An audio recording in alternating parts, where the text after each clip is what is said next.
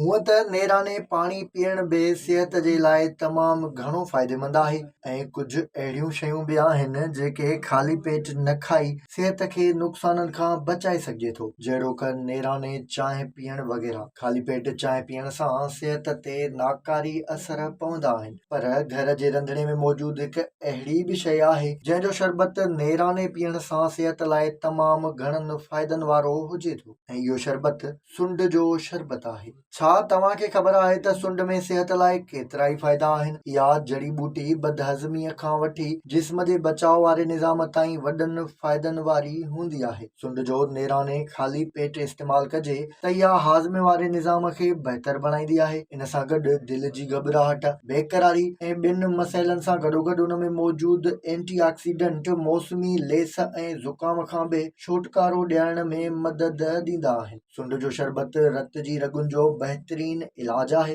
इन सां गॾु सुंड कोलेस्ट्रोल जी लेवल खे बरक़रार रखण लाइ वॾी फ़ाइदेमंद साबित थींदी आहे। नेराने सुंड खे पाणीअ में मिलाए पीअण सिहत लाइ जादुई फ़ाइदनि वारो शरबत साबित थींदो। इन लाइ 2 इंच सुंड जो टुकड़ो खणो, उन जो पाउडर ठाहे 3 कोप पाणीअ में उॿारियो। पाणी थधो थियण खां पोइ थोरी लीमे जी रस ऐं माखी विझण सां इहो शरबत तयारु थी वेंदो। नेराने 1 गिलास इहो शरबत पीअण सां केतिरनि ई तिबी मसइलनि खे रोके सघिजे थो। सुंड जो शरबत हाज़मे ऐं मेटाबॉलिज़्म खे बहितर करण ऐं वज़न में घटिताई आणण में बि घणो फ़ाइदेमंद हूंदो आहे। विज़िट कयो अवामी आवाज़ मीडिया ग्रुप जी वेबसाइट awamiawaz.pk